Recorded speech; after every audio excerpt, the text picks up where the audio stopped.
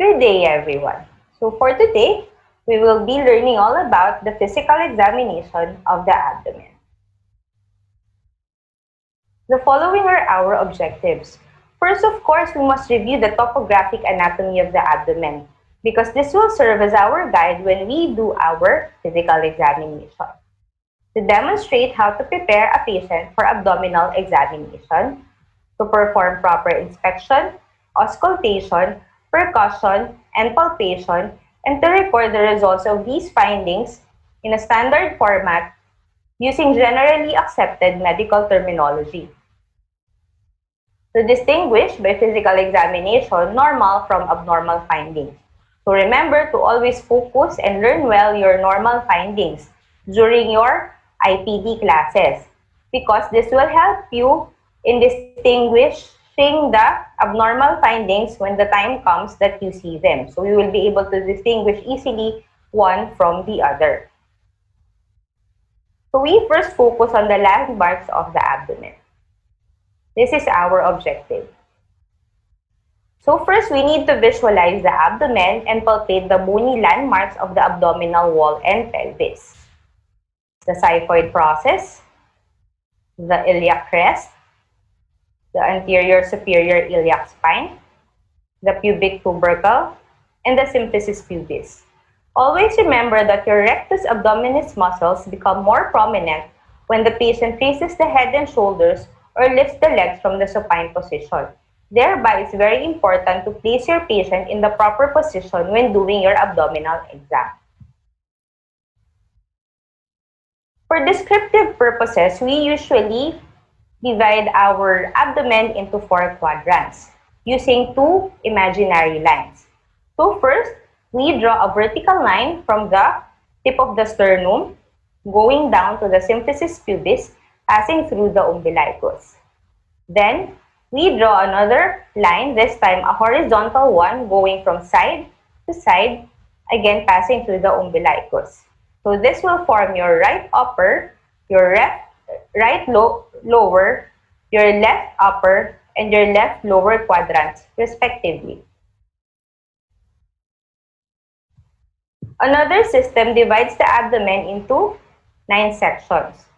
The 9 regions or sections formed by the abdomen are created using, again, imaginary lines.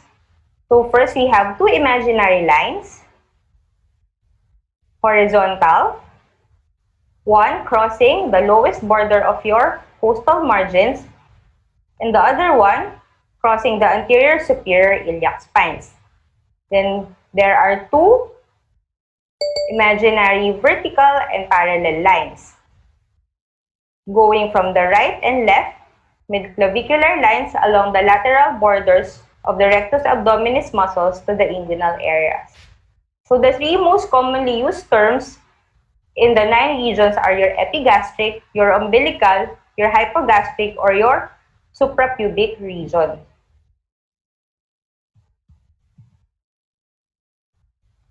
So it's very important to always go back to your basic anatomy because the quadrant that you are examining will reflect any pathology present in the particular organ that is found in that quadrant. So for example, a patient is complaining of right upper quadrant pain radiating to the right scapular area. Then we might be dealing with acute cholecystitis or inflammation of the gallbladder. Or the patient may be complaining of poorly localized periumbilical pain, later on localizing to the right lower quadrant. Then we might be dealing with acute appendicitis, a very common finding. Or the patient may be complaining of steady left lower quadrant pain, which may be due to acute diverticulitis. Burning pain at the epigastric area, where our stomach lies, is another common chief complaint and may reflect peptic ulcer and dyspepsia. So always remember your physical examination along with the other associated symptoms, aggravating or relieving factors will always aid you in making a correct diagnosis. During auscultation, it is important to note if there will be bruise along the aorta, the iliac arteries, and the femoral arteries. Bruise that are confined during systole are relatively common and may not be indicative of any pathology.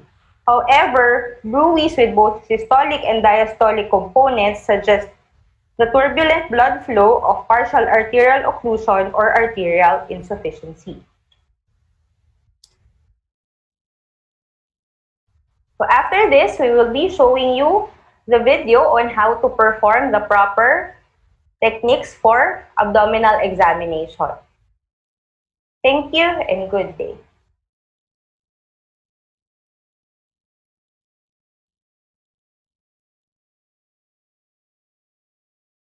Ma'am, I'll show the part 2 naman po, ma'am.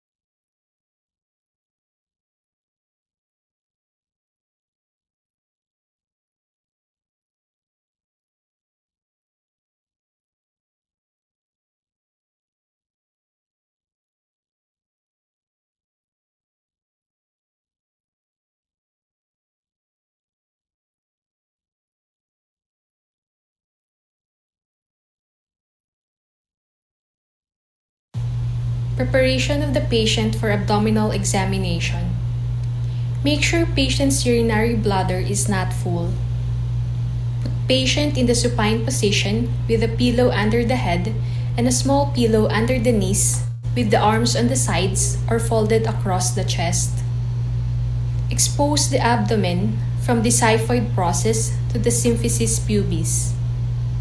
If necessary, illuminate the abdomen using a single light source directed from the feet to the head or from across the abdomen towards the examiner. Before palpation, ask the patient to point to any areas of pain and examine them last. Examiner's hands should be warm with short nails. Be gentle and approach patient slowly and avoid quick, unexpected movements. If the patient is anxious, distract attention by talking to the patient. Inspection of the abdomen. Describe the abdomen as to symmetry, skin, take note of the color, presence of lesions, scars, and describe as to location, size, shape, and cause. Take note also of the shape, whether it is flat, globular, scaphoid, or protuberant. Note for the appearance of the umbilicus, whether it is flat, inverted, or everted.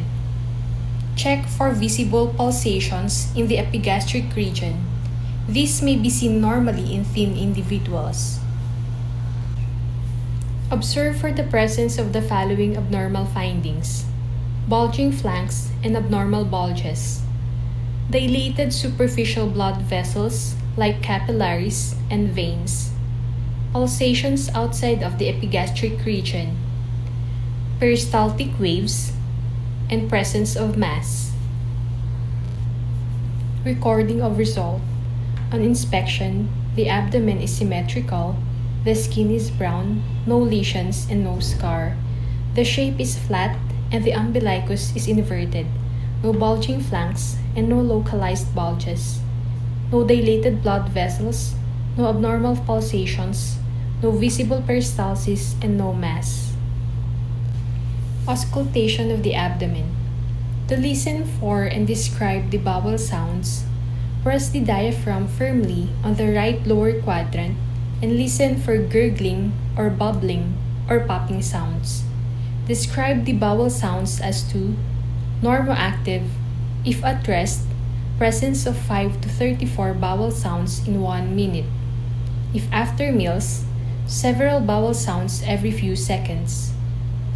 Hyperactive, more frequent, almost continuous, louder, higher in pitch compared to normoactive. Hypoactive, extremely weak or soft, barely audible, and less than 5 vowel sounds per minute. Absent, no vowel sound heard after 5 minutes of auscultation. Take note that it is possible to hear vowel sounds in all abdominal quadrants, but easiest over the right lower quadrant. Recording of results. On auscultation, the vowel sounds are normoactive. Percussion of the abdomen. To assess the distribution of air in the bowel, there are 2 basic sounds which can be elicited. Tympanitic or drum-like sounds produced by percussing over air-filled structures. Dull sounds that occur when a solid structure or fluid lies beneath the region being examined. Randomly percuss each of the 4 quadrants. Normally, the sound you will elicit is tympanitic. These will not be equally tympanitic since the underlying intestines may be purely gas or gas and liquid filled. Special note should be made if percussion produces pain, which may occur if there is underlying inflammation, as in peritonitis. This would certainly be supported by other historical and examination findings.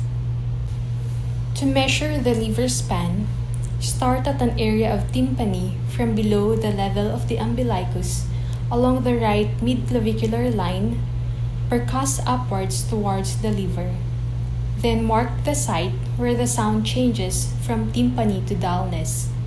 This is the lower border of the liver.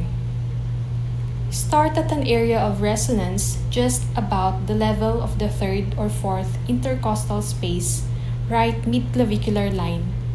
Percuss downward and mark the site where the sound changes from resonance to dullness. This is the upper border of the liver. The total span of the normal liver is quite variable, depending on the size of the patient, between 6 and 12 centimeters. At times, you may have a hard time picking up the different sounds as the changes can be quite subtle, particularly if there is a lot of subcutaneous fat. To estimate the size of the spleen, percuss along the left mid-axillary line starting from an area of resonance on the 8th intercostal space down to the 11th intercostal space and listen for dullness. The normal result should be no dullness appreciated or splenic dullness over 1 intercostal space from the 9th to 11th intercostal spaces. To estimate the size of the spleen, percuss along the left mid-axillary line starting from an area of resonance on the 8th intercostal space down to the 11th intercostal space and listen for dullness. The normal result should be no dullness appreciated or splenic dullness over 1 intercostal space from the 9th to 11th intercostal spaces. Palpation of the abdomen. Preparation of the patient before palpation to enhance complete muscle relaxation. Keep palpating hand flat and parallel to the abdomen. Ask the patient to breathe slowly in and out through the mouth. With a very ticklish person, palpate by placing the examiner's hand over the patient's hand. As the ticklishness disappears, slip your hand underneath the patient's hand to palpate directly. There are 2 different types of palpation, the light and deep palpation. There are 2 techniques on performing the deep palpation. First is through the single-handed technique. Using the palmar surface of the approximated fingers, press the abdomen to a depth of about 4 to 5 centimeters, then glide the fingers back and forth. Palpate each of the 4 quadrants of the abdomen. The double-handed technique is done when deep palpation is difficult, like in obesity, increased muscle tone, and when the target organ is deep. Place left hand on top of the right hand. The fingers of the left hand should press on the distal phalanges of the right hand. The left hand reinforces the palpation by exerting pressure on the right hand, while the right hand feels for organs, masses, and other abnormalities. Press the abdomen to a depth of about 4 to 5 centimeters, then glide the fingers back and forth. Palpate each of the 4 quadrants of the abdomen. To palpate for the liver, place the examiner's left hand behind the patient, parallel to and supporting the right 11th and 12th ribs and adjacent soft tissues below. Place the examiner's right hand on the right side of the patient's abdomen, parallel and lateral to the rectus muscle, with your fingertips well below the lower border of the liver dullness. During expiration, press the abdomen gently in with the right hand, with the left hand lifting the back. With the left hand lifting the back, glide the fingertips of the right hand upward during the succeeding inspiration and feel for the liver edge as it comes down and meets the fingertips. The liver is normally not palpable, except in very thin individuals. If felt, lighten the pressure of the palpating hand slightly so that the liver can slip under the finger pads. Normally, the liver edge is sharp, firm, with smooth surface and non-tender. Hooking technique. This is helpful especially when the patient is obese. Stand on the patient's right side and facing his feet. Place both hands side by side on the right abdomen below the border of liver dullness. Hook your fingers around the costal margin or below the border of liver dullness and ask the patient to take a deep breath. Repeat the maneuver several times and feel for the liver edge as it comes down and meets the fingertips during inspiration. The liver is not palpable except in very thin individuals. Normally, it should be firm, smooth, and even, and non-tender. To palpate for the spleen, stand at the right side of the supine patient. Lay the palm of the right hand on the abdominal wall in the left upper quadrant and place the tips of the approximated fingers just inferior to the rib margin along the left anterior axillary line. Place the palm of the left hand on the left mid-axillary region of the thorax, with the fingers curling posteriorly to support the thoracic wall at the 11th and 12th ribs. Ask the patient to inspire deeply and slowly through the mouth. During inspiration, bring the 2 hands closer together by lifting the posterior wall with the left hand while firmly pushing the approximated fingers of the right hand inward and upward behind the costal margin. Alternatively, in obese or big patients, do the procedure with the patient lying partially on his right side with legs somewhat flexed at hips and knees. Middleton technique. Stand at the patient's left side and facing his feet. Ask the patient to place his left fist behind the left thorax at the level of the 11th and 12th ribs. Curl both your hands over the left costal margin so your fingertips are pointing upward behind the ribs. Feel for the splenic edge as the patient inspires deeply.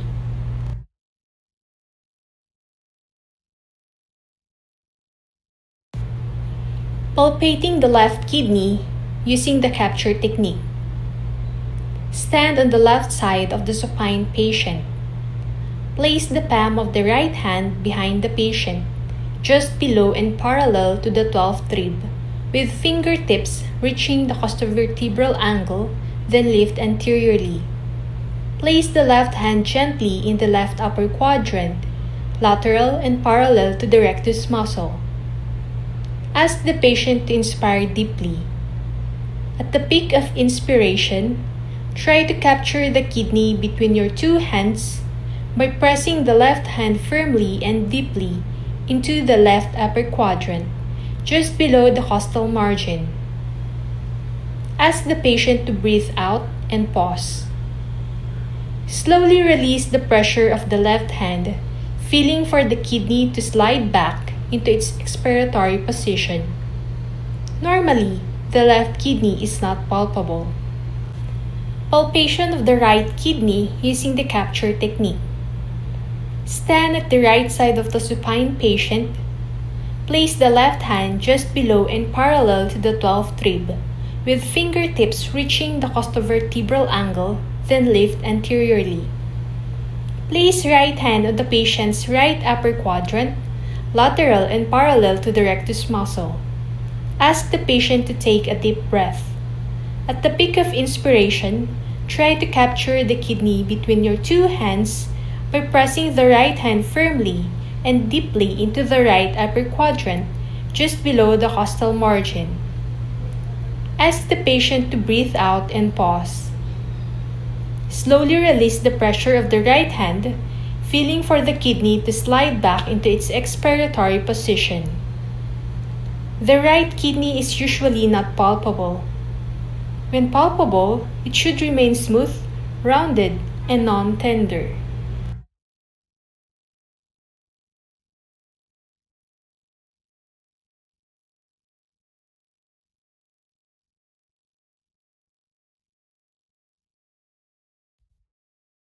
Last video po, ma'am. Before the next video, do you have any questions regarding the presentation? May question ba kayo? Class, you have any questions? Or clarifications na lang?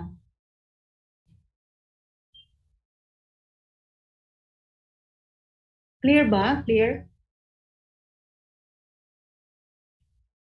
What about our faculty? Mamina? Mamina? Andyan ka ba? Ma'am Gina, meron ka bang ika-clarify dun sa video natin? Siguro for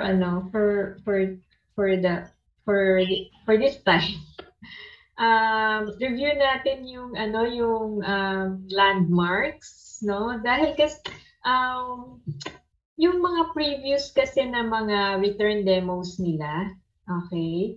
So a lot of them napansin ko yung landmarks ng abdomen.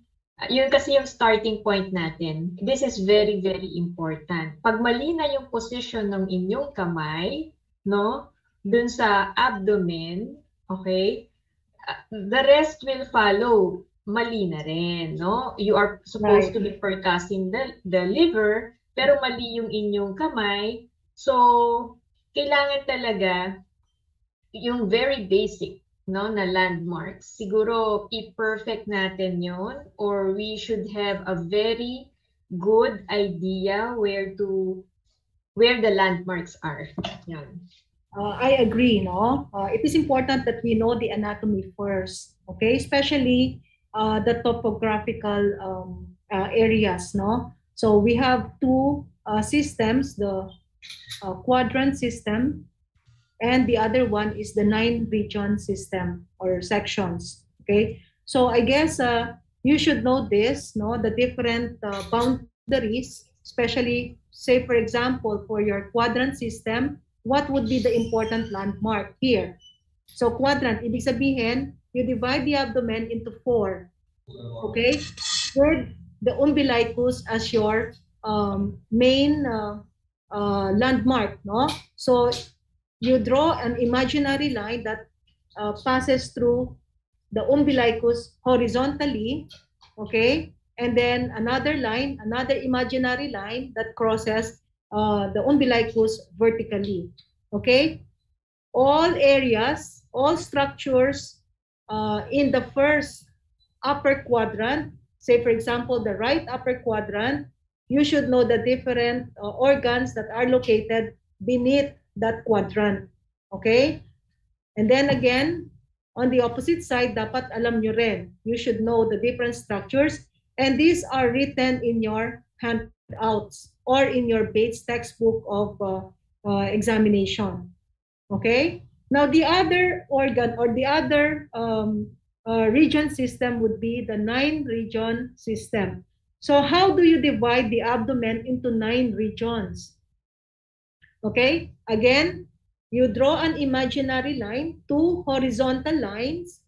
Say, for example, this whole picture here is the abdomen. You divide it horizontally by putting the first horizontal line, the upper horizontal line, below your subcostal margin. Okay? So, yung subcostal margin ninyo, ito yung last rib na nakakapanin nyo sa abdomen, you draw an imaginary line. So, that would be the first upper third. Okay? And then another imaginary line that passes through your anterior superior iliac spine. Okay? You can palpate your own anterior superior iliac spine in your abdomen. No? Then draw a horizontal line and that would divide the abdomen again into your second upper and then lower third. Okay? Lower third. So first upper third, middle third, and then the lower third. Okay? So that would be the picture. Okay? So all organs or structures under these sections will be shown, is shown in this slide. Okay? So dapat alam niyo rin, no? Ano ba itong 9-region section? This would be, if this is your right side, this would be your right hypochondriac. This is your epigastric. And this is dito sa taas, no? This would be your left hypochondriac. Okay? The middle here is your umbilical region or umbilical section. And then to the right of this would be your right lumbar. And then the opposite side would be your left lumbar. Okay? What about this lower third? The middle portion would be your suprapubic or hypogastric region. To the right of this would be your right iliac. And then to the left would be the left iliac. Okay, naintindihan? So dapat when you expose the abdomen, no, this should be as far as the pubic region. Okay? So hindi lang natin na-expose properly, syempre, because nahihiya din, no, na ma-expose yung subject natin, no? Kasi masyadong mababa na yan eh. Okay? But in reality, we should be able to expose this region as well, this section as well. Okay? Doon sa video kasi natin, medyo mataas yung takip o yung blanket na nakalagay doon sa abdomen ng subject natin. Naintindihan? Naintindihan yun, ha? So, yan dapat ang proper exposure of the abdomen. Any other question? May I add? Yes, oo. Oo, kasi sometimes exposure, no? When they expose, they have to tuck in the blanket, no? Hindi yung basta nilagay lang doon sa taas o on top of yung sa below the area of the hypogastric area or yung basta nilagay nila sa abdomen lang. What is the disadvantage of just putting the blanket on top, no? When they move the patient, nawawala din yung blanket, no? But when they tuck in, no, 'di ba dapat ita-tuck in nilang ganun para whenever kahit magalaw-galaw pa yung pasyente, hindi yan mawawala sa place, yung blanket nila. Hindi yan mapikitaan ng pasyente. Yes. That's very important. Okay. No? A lot of times, no, we see the blanket just below the umbilicus. Yeah. So, maraming, there are a lot of areas that are unexposed. Yes. To the examiner. Okay. So maybe the blanket should be much lower than the umbilicus, no? Dapat nandito siya. Iyan ang disadvantage also when they do not expose it properly. Nangyayari, akala nila yung hypogastric area sa umbilical area na. Kasi nandun eh. So nawawala na yung yung anatomy. Kaya pati lungs kasama dun sa part, yung hypochondriac, part na ng lungs, no?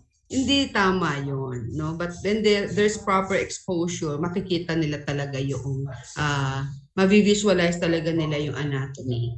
Yan.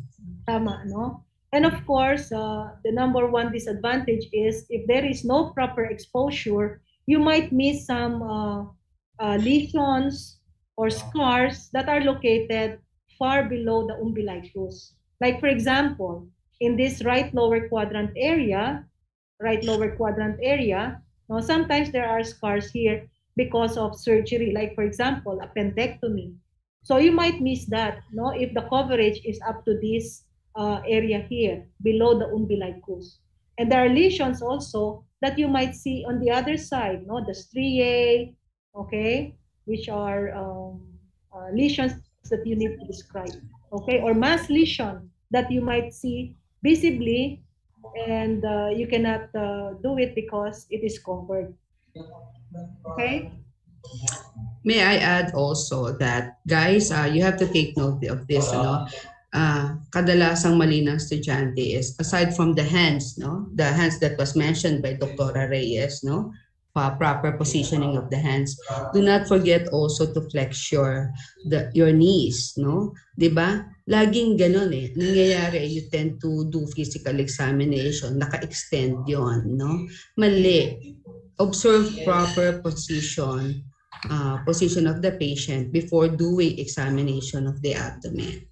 Okay, guys? And isa pa sa mga common mistakes ng estudyante, when they light the abdomen, no? Parang kala mo lang nasa video lang kayo na parang umaarte. Hindi, you have to put like a little, stay like seconds, no? And then talagang tingnan ninyo. And direction of light ninyo is from what? Legs to head, no? Foot to leg to head, and then sa iba from outward to the examiner, no? Dapat importante yan, hindi pwedeng bara-bara, parang umaarte lang. Kailangan you stay there and seconds nandun. Probably we should allot a little time on the preparation of the patient prior to the abdominal examination, because there are guidelines or criteria that we need to follow in the preparation of patient for examination of the abdomen. So isa yon, dapat relax yung abdominal muscles, no? How do you relax the abdominal muscles? You put a pillow under the head and another pillow under the knees, no? So that the muscles of the abdomen will relax, no? So you won't have any difficulty in palpating or percussing the abdomen. Okay? So we'll allot some time, no, for the preparation, no? What are the different things that you need to know in the preparation of a patient for abdominal examination. So hindi yan dapat na full ang bladder. Otherwise, no, there is discomfort on the part of the patient. Mahirap mag-examine ng pasyente which has a full bladder, no? Naiihina siya, syempre hindi yan makako-concentrate, no? Okay? And remember, if a patient has a full bladder, this might be mistaken for a hypogastric mass. Okay? Naintindihan? So we'll allot some time for that. Okay? In the next meeting. Okay? Any other clarifications? What about clarification in the video that you have seen?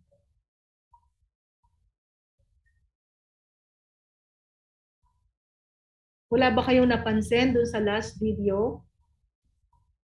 Especially in the examination or capture of the right kidney, no? So, iba yung description niya doon sa textbook or sa handout, no? Parang naiba na rin yung subject and examiner, no? Parang nawala siya, no? So, mali na yung placement of the hands on top of the abdomen. Yung sa lower part, yung sa back, okay lang. Pero yung nasa top ng abdomen, is improperly placed if you base it on the textbook, no? Okay? Another thing, Ma'am Maricar, Yes, yung ma'am. sa, dun sa, I do not know, Ledge, if you can flash it, no? Yung sa anatomy, landmarks nung different regions of the abdomen, the upper horizontal line is placed a little bit higher, no? It should be, no, along the lowest subcostal line, no? Yung lower subcostal line. Kasi medyo naangat yung nun dun sa picture. Yung upper horizontal line. Dapat nandoon siya sa ang tawag nito, yung subcostal, along the subcostal line or below the rib line. Okay? Very important yun really yung exposure when you inspect, percuss, auscultate. The lower quadrants are usually not examined because the drape or the blanket, no, is way up, no, halos nasa waistline na. Kaya hindi na i-examine yung lower quadrants.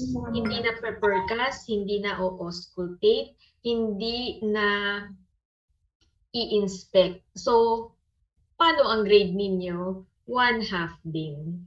Okay? Yes. Another thing, no? It's not only the top of the abdomen. You should also take a look at the sides because that is still part of the abdomen, no? Yung sa gilid. Kasi minsan, pag titingin ka, you are on the right side of the patient but you cannot appreciate the opposite side, the left side, the left lateral side. So what you need to do is go to the opposite side and take a look at the side of that particular patient. Example, if the patient has a mass, has a bulging flank on the opposite side, you can appreciate if you go to the other side. Okay? So take a look at the other side by going to the opposite side and then you return to the right side of the patient. Okay? I'd like to clarify also, Car, no, and Dr. Regina and Lane, no? Kasi noon during our time, when we say abdominal examination, we include the part of the lumbar area at the back, no? At the back. Kasi 'di ba may kidney punch pa 'yon, no?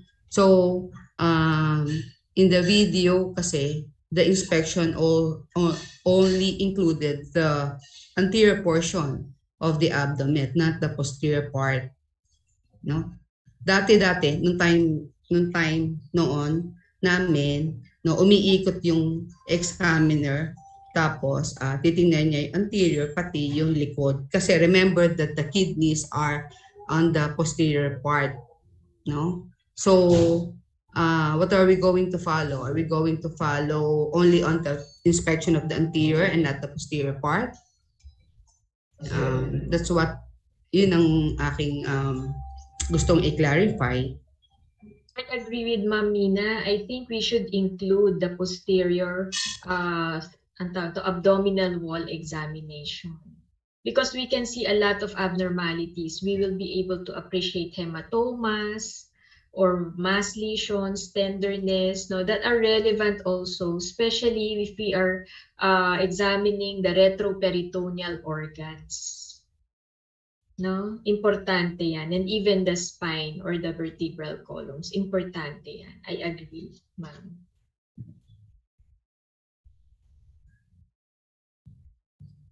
If I may add, ma'am, sa second year, kasi nagtuturo din ako sa second year, kasama yung costovertebral angle tenderness. Probably, kaya hindi natin siya na-include dito sa first year because it's an abnormal PE finding.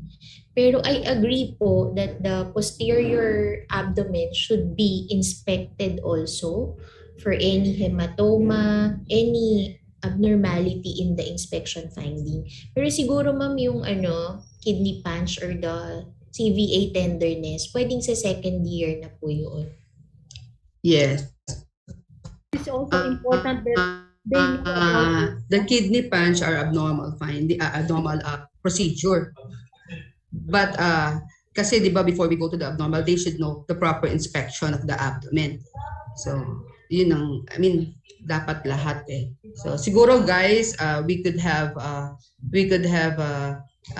poll or a meeting after kung i-include natin, or the students will just follow the video that they watched, only the anterior portion. Then we can just announce to them if we will include the posterior part. Okay, ma'am. Okay. If we don't have any more clarifications, no, we can proceed with the next video. Ledge? Okay po, ma'am. Run out of I-share ko po, time, ma'am. no? Baka the students have questions for that topic. Lana. Question po. Yes, Ayesha? Doc, let's say yung pasyente na po talagang i-examine, okay lang po ba may gloves or makaka-affect po ba yun sa findings po for assessment? Yung examiner po yung magsusot ng gloves. I think okay lang naman, no? If you have gloves, no? You can still appreciate the percussion note even if you have gloves, no? As long as you perform the proper technique for the examination. Okay? Thank you po, Doc.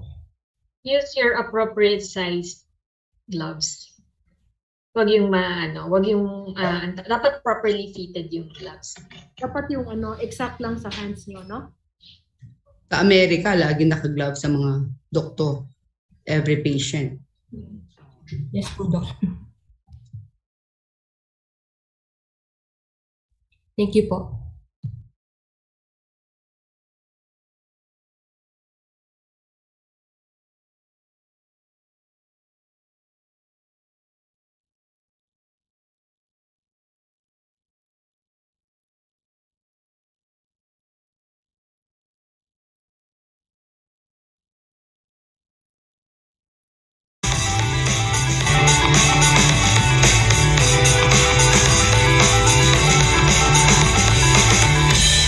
Tell me a little bit about the abdominal pain that you've been experiencing. Your learning objectives for mastering the abdomen examination are to inspect for symmetry, scars, and striae, to auscultate bowel sounds, percuss the liver, and measure its span.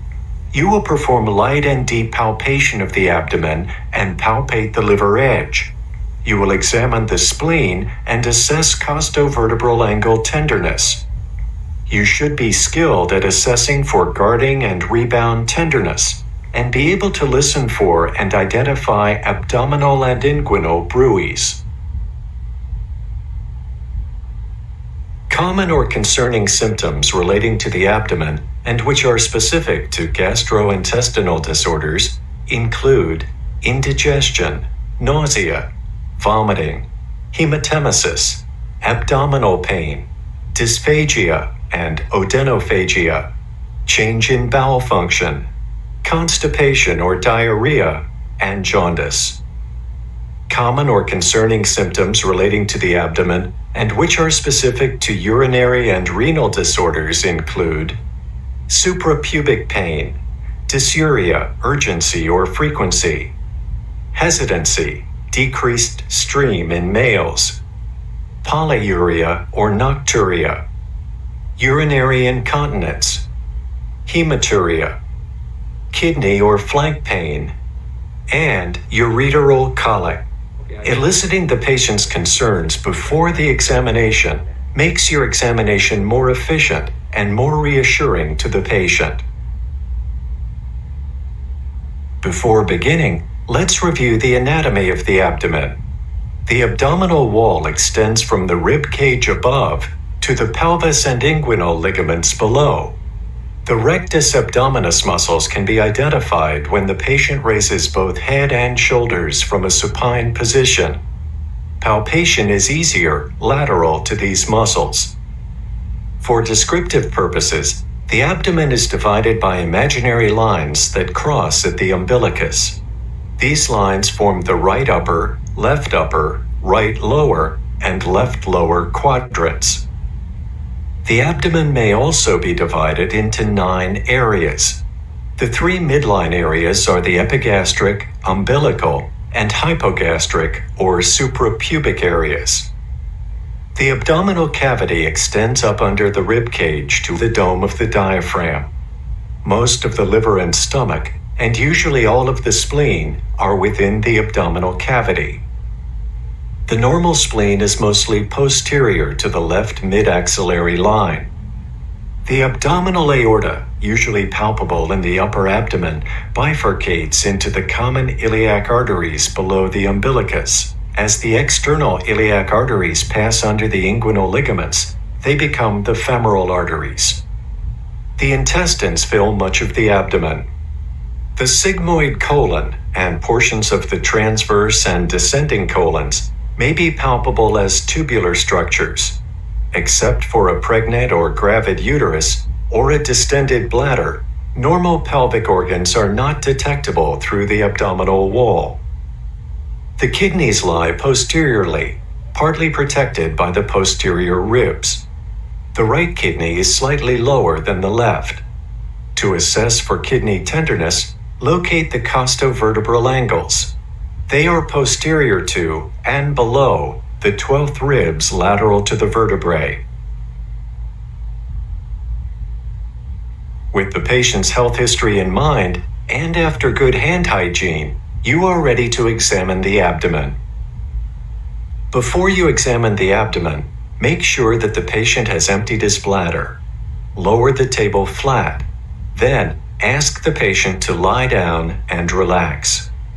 Expose the supine patient's lower abdomen by raising the gown to below the nipple line and lowering the drape to the suprapubic level.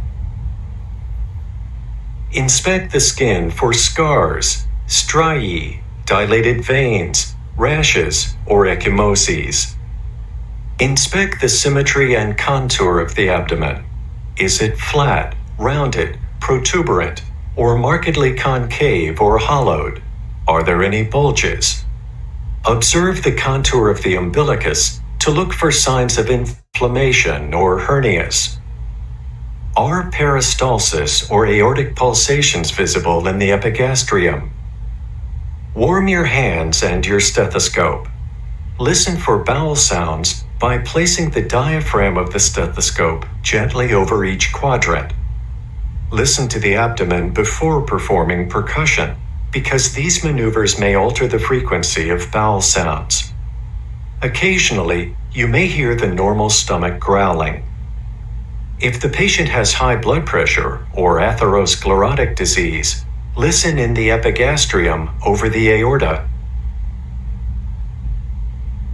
Then listen over the iliac arteries and the femoral arteries. Okay, everything sounds fine.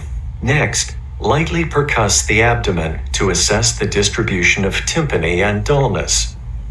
Tympany is a high-pitched musical sound that indicates a hollow space filled by air or gas in the stomach or intestine. Dullness suggests fluid or underlying organs like the liver and spleen. Okay, continue to stay relaxed. Let me know if you feel any tenderness. Now palpate the 4 quadrants of the abdomen, beginning gently and saving painful areas for last. With your fingers together, place your hand flat on the abdomen and press, using a light dipping motion. Moving smoothly, palpate all quadrants, identifying any tenderness or increased resistance to your hand. Observe the patient's face closely for indications of tenderness or discomfort.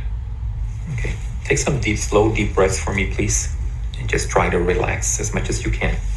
If the abdominal muscles are tense, try to relax the patient and palpate gently again. Having the patient flex the knees is often helpful.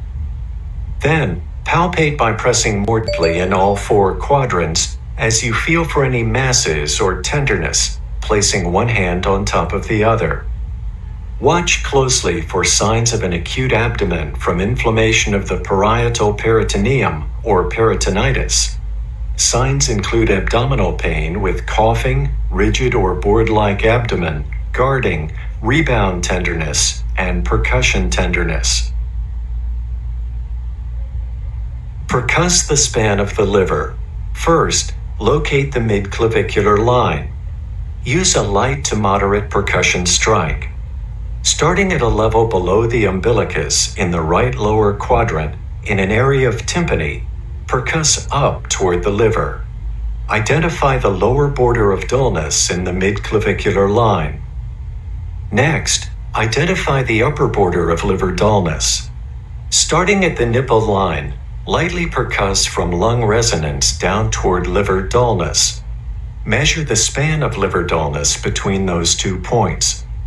The normal liver span in men is shown here, and it is generally greater in men than in women.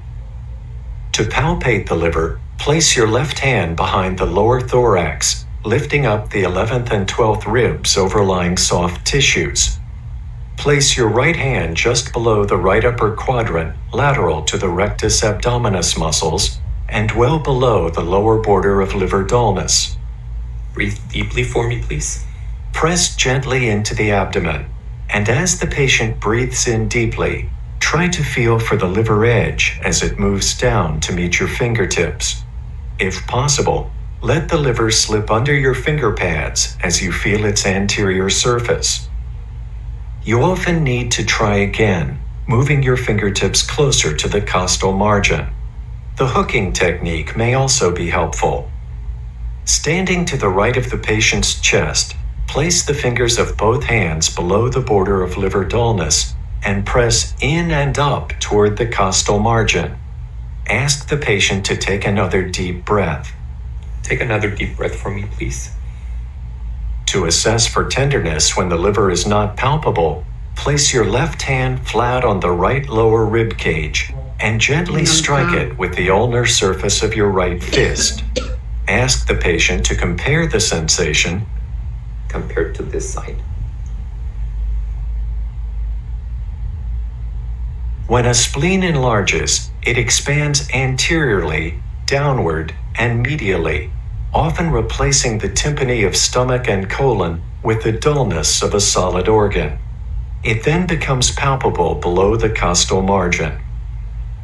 To palpate the spleen to assess its size, reach over and around the patient with your left hand to support the left lower posterior rib cage and overlying structures.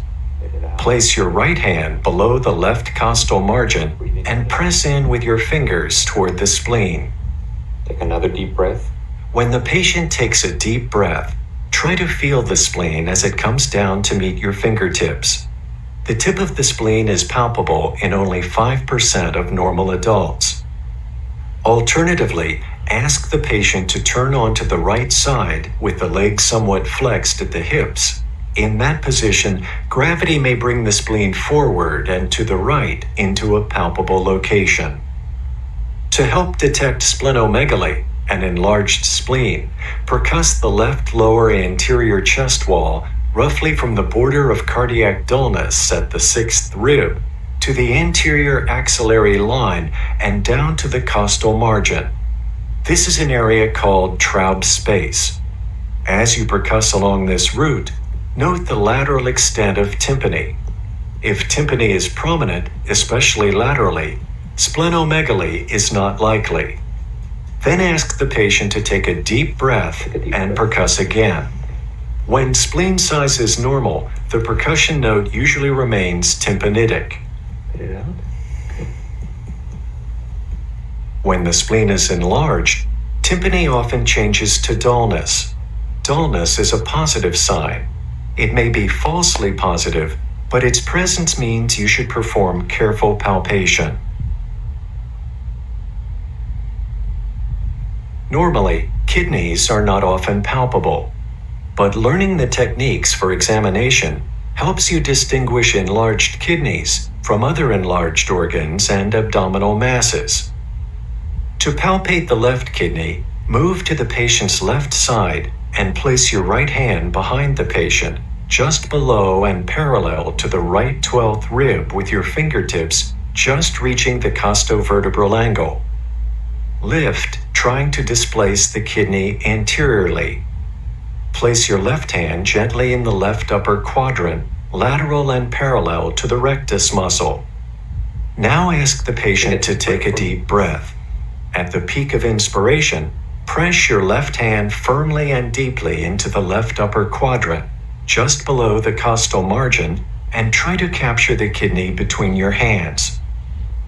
Ask the patient to breathe out and then stop breathing. And hold your breath. Slowly release the pressure of your left hand, feeling at the same time for the kidney to slide back into its expiratory position. If the kidney is palpable, assess its size, contour, and any tenderness. To capture the patient's right kidney, return to the patient's right side and use your left hand to lift up from the back and your right hand to feel deep in the right upper quadrant. Proceed as before. A normal right kidney may be palpable, especially when the patient is thin and the abdominal muscles are relaxed. Okay, I'm going to examine the aorta for you. Can you take a deep breath in slowly and let it out for me? To assess the aorta, press the upper abdomen slightly left of midline and feel for the aorta's pulsations.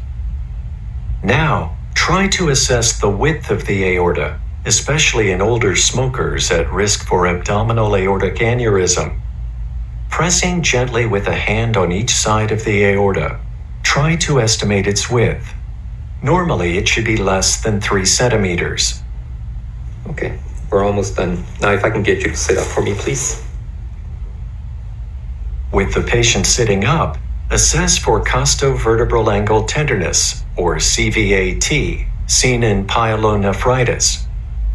Place the ball of your left hand on each costovertebral angle in turn and strike it with the ulnar surface of your fist. Normally, there is no tenderness over normal kidneys. With practice, you will also be able to utilize special techniques for assessing possible ascites, including percussing outward in several directions from the central area of tympany. 2 additional techniques are testing for shifting dullness, percussing the border of tympany and dullness with the patient supine, then turning the patient onto one side and percussing again, and testing for a fluid wave by tapping one flank sharply with your fingertips while you feel on the opposite flank for an impulse transmitted through the fat. Individuals with more body fat will need 2 sets of hands for this test. You should also be able to assess for possible appendicitis by searching carefully for an area of local tenderness called McBurney's point, which lies 2 centimeters from the anterior superior spinous process of ilium on a line drawn down from the umbilicus. For all your findings, a clear, well-organized clinical record, employing language that is neutral, professional, and succinct, is one of the most important adjuncts to patient care. The abdomen is protuberant with active bowel sounds. It is soft and non-tender. No masses or hepatosplenomegaly. The liver span is 7 centimeters and in the right MCL. The edge is smooth and palpable 1 centimeter below the right costal margin. After practice and further review of this video, make sure you have mastered the learning objectives for examining the abdomen.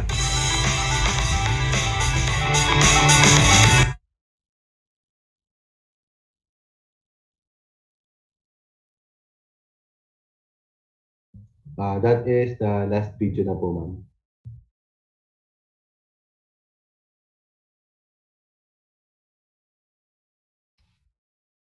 Okay, I guess very clear ang video, no, that you have seen.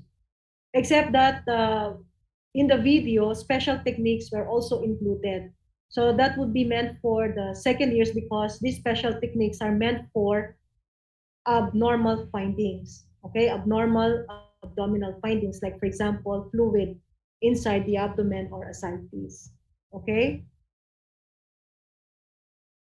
But it is important that you should know that there is such thing as special techniques for abnormal findings in the abdomen. Kasi it used to be, originally, physical diagnosis includes the normal and abnormal. Only in time now that they separated the normal examination to the abnormal examination. Okay. Mamina, I guess it is important that you give them the history why IPD was born, no? This is the several years old, no? A few years old. Okay? Yeah. It used to be during our time that we teach the normal and abnormal findings all together, no? In second year. In second year, not in first year, no? But because of the newer method of teaching, no? The newer method of teaching now, no? Like how many years now? Like 5 years? No, or 6 years? More than 5 years. More than, or 10 years. No, our consultants before, they wanted they wanted to stick to the old way of teaching the abnormal and abnormal findings. They wanted that way, no? So sabi nila, okay, ganito, you try to pioneer the IPD or the introduction to physical diagnosis where you will teach only the normal findings. Why? No? Why? Kasi nowadays, no, kung mapapansin ninyo, 'di ba, ang history natin is from HENT down the line hanggang extremities. Iniba ngayon, no? Iniba ngayon. Ang ginawa nila, it has to be in parallel to the other subjects, no? So for example, cardio ang pinag-uusapan sa physio, sa biochem, etc., etc., anatomy, ganun din dapat daw ang physical diagnosis para ang estudyante mas madaling maaral ang cardio. Okay? So sa respiratory ganun din. So pare-pareho in parallel learning yan lahat in all subjects. Okay? Mas madali talaga naman sa inyo kaysa nung dati. Okay? Kaya lang ang naiba ay yung HENT, no? Yung HENT parang hindi na yan yung extremities, dapat neck, throat, ganyan, naiiba, mapupunta sa iba, sa ilalim, sa second sem. No? Di ba ang HENT ngayon nasa second sem, ma'am? Actually, nasa last na siya eh. Nasa last na siya. From top to bottom tayo, no? Ngayon kasi, because we are following the basic subjects, no? Kung ano yung topic nila, sumusunod lang tayo sa kanila. Okay? Kaya, naiba yung sequence of our examination. Yes. But when you write your physical examination, it still has to be HENT hanggang paba, hanggang extremities. Hindi pwedeng kasama katulad nung paano pinresent natin at inaral natin sa IPD. Okay? Hindi naman pwedeng nauna ang HENT, nasa baba na siya. Hindi pwedeng ang ulo nasa baba. Hindi pwedeng ganon, no? So, you have to write your history and physical examination, HENT, tapos neck, thorax, abda, cardio, down the line. Ha? Na-get nyo, mga iho, iha? Kaya na iba, na hiniwalay ngayon na normal sa abnormal. Now, if you pass IPD, you will now go to second year where you will be examining and learning all the abnormal findings in the normal things that you have learned from IPD. All the, yung mga sinasabing kidney punch, no? Etc., etc. Okay? Yun, Ma'am Maricar. Yes, so I guess we are nearing 10 p.m. 10 a.m. I guess. There's one question, Maricar pala. Sorry. Yes, ma'am. Sige po. Sure hands. Question po. So I just have a question regarding like when you bend the knees. So do you bend the knees po when you like palpate and auscultate? Yes, all throughout the examination, you put pillow under the knees so that the abdomen will be relaxed, no? Okay. Yun lang po. One under the head, no? And then the other one under the knees as part of the preparation so that your patient is well relaxed, no? Okay po. Thank you po. Okay.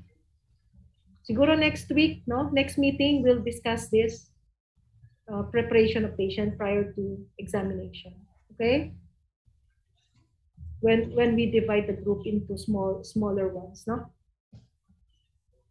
Okay, wala nang question or comments or suggestions? So, Ma'am Maricar, are we expecting that they have a subject when we have our examination? So it would be easier for us proctors to teach them properly on how to do the maneuvers.